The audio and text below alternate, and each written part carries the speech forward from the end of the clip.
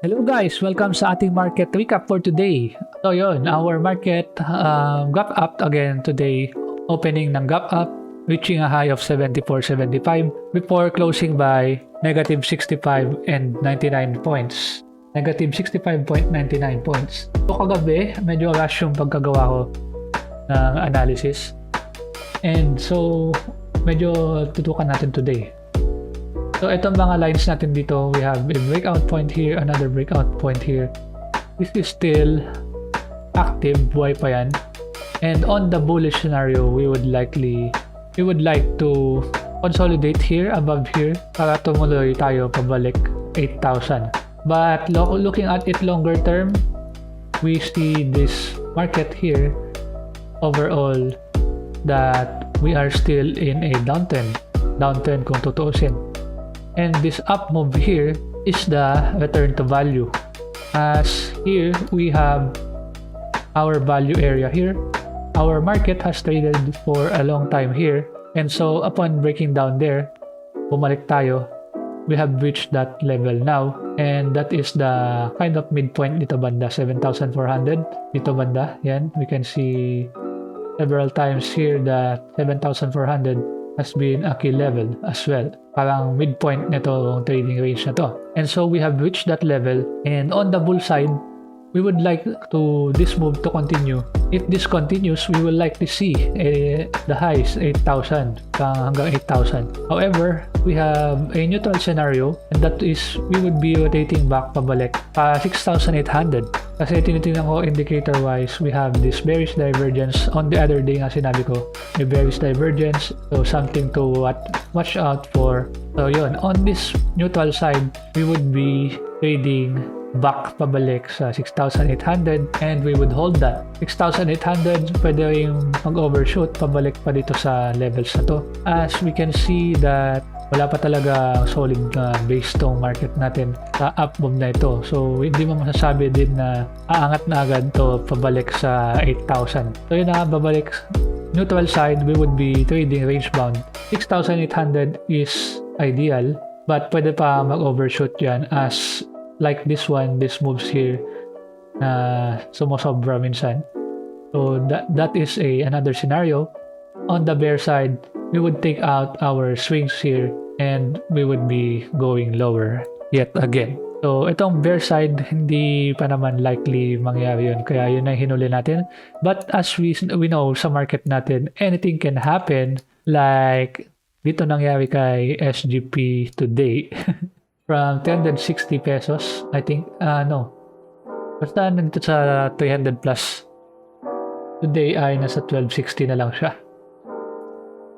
Anything can happen in the market, and hindi natin alam bakit inaalaw ito ng SEC. In-approve nila yung SRO for this price. So wala na tayong magagawa dun, dahil sabi nga natin, the market is a big sindikato. They do not allow shorting. Sila lang pwede mag-short. They do these moves. Yung mga investors sa taas ang kawawa. So ito, we do have a nice playground here. On the next days, we have a very solid 2.63 billion value turnover. So itong low na to kanina, may pag-bounce. So maganda sana yun kung nagtuloy-tuloy, 4%. Pero hindi. Took out those lows, and ayan, may mga nag-cut dyan sigurado, dahil ito, unli lows dapat to kanina kasi wala siyang floor. And yun, we can see that the prices have been here trading on this range for 1280, 1250. So tingnan natin kung saan magtutungo to on the next days. As this one, magandang playground nga, sabi ko, lalo pag nabasag na ito, we might have a potential up move incoming. So SGP, put nyo lang sa watchlist, as masaya to panoodin. And so we move on to our top gainers here. We have MARC, which has volume today, and minark ko na tong box na to for MARC. Also this line for a swing before. So we can see that from breaking out here, may potential na bumalik to 140. However, wala pa akong nakikita naman dito na play talaga. We have this for pattern kung tutuusin, and we have this earnings. So ito, earnings siguro to reaction. However, downtrending ang galaw. So, could be a bounce play lang. We do not know yet. Kung gusto mong pasukin, just place your stop. Ideally, dito, we have a price constriction here. So, which pag nabasag ay yan and lower. And we have OPM, pero ABG and ROC, IPO, MWC kahapon, hindi natin na-mention to. On the previous day pala, we see that this one broke down from this level, this trading range, and touched the 20 MA and bumalik. So ito ba yung dip ni MWC? Very hard to tell yet, but if ito yun, then this would be an ideal buying area somewhere here for a shot higher patuloy sa up move. We have this strong up move, so uptrend tayo. On the uptrend, always buy the dips. And so we move on. MHC, I, and Bull. Ito si Bull. We have a formation here dito banda, yung hinahanap nating formation dito, parang ganyan. And so bumalik doon, nag-retest sa midpoint, and we haven't closed lower from this low here. We haven't made another low, and we are above the 50 average and also the previous month's pivot point. So if this move continues, we might see something like a BSC move, targeting this swing here and up to 1.81 on the next days. And below this line, below this range would be negative, as we are downtrending, so we might be creating newer lows. We have ATN, SLF, ION, MB, and FDC. So wala masyadong maganap dyan. We have on the top losers, tech warrants and PA. The tech warrants, I expected na natin yan from these arrows. We have PA that also from this arrow and the breakdown from yesterday's 4-day range, and patuloy na naman. So 41, abangan nyo dyan. Anywhere here, pwede mag-bounce yan ng malakas-lakas eventually. LTG, ito guys, muntik na, malapit na ma-stop out. Let's see, buhay pa naman. So yung buying range talaga na sinadjust natin dito kay LTG ay etong box na to, etong banda dito. So yung up move natin dito buhay pa naman. So also above pa ng MAs. So medyo malaki yung sell down niya today. Mukhang nauntog, pero hindi pa eh. Let's see kung magbabounce yan on the next days. Buhay pa tong move natin, tong call natin. And yun, pag nabasag, di mag-cut lang. So PHR, another low, and back, pulling back from breaking out, nag-pull back na, filling the gap.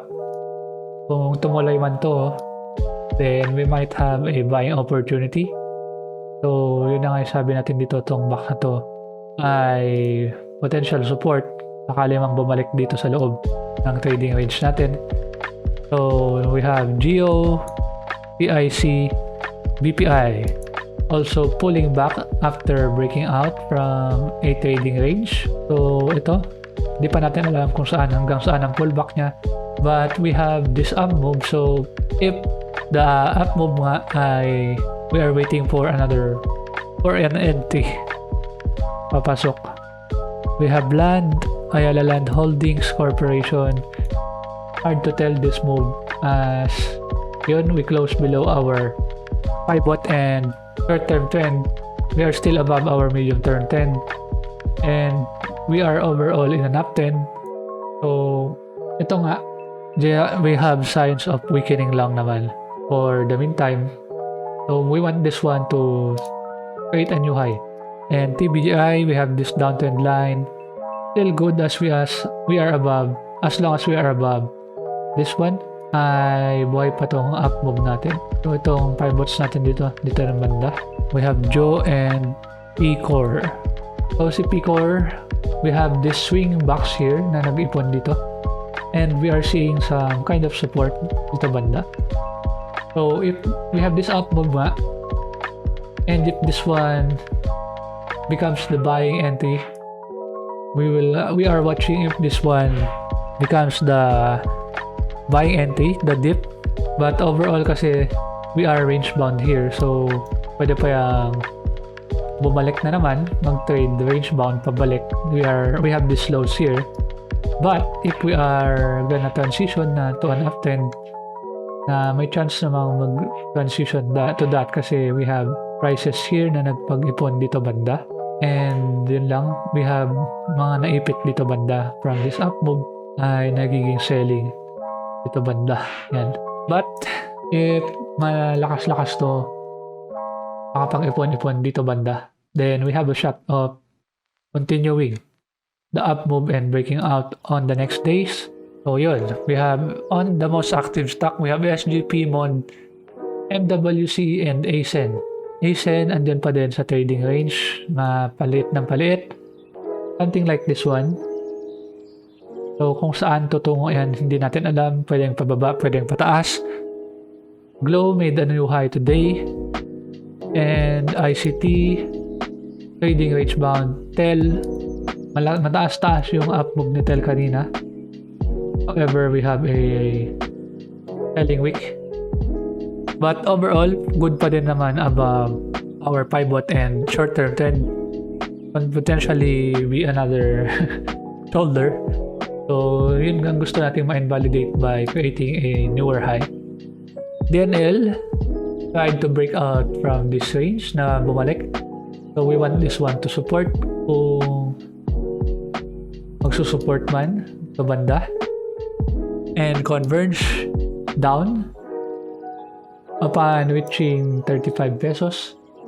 But the ideal play here, scenario here is we would trade kasi kasama tong gap up na to, we are still trading range bound dito banda.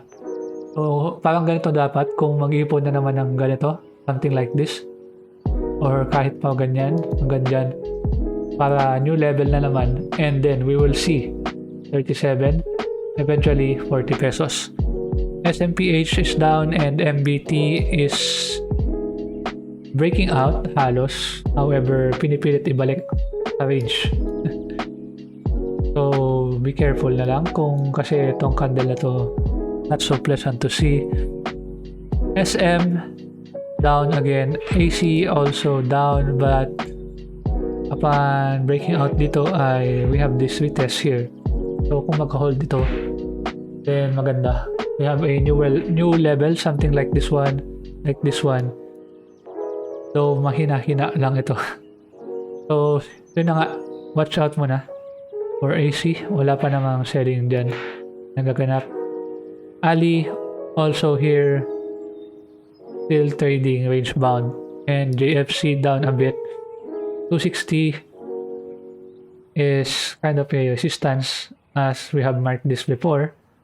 So we might see a pullback somewhere. Ideally dito banda. Parang ganito lang. Tapos tutuloy.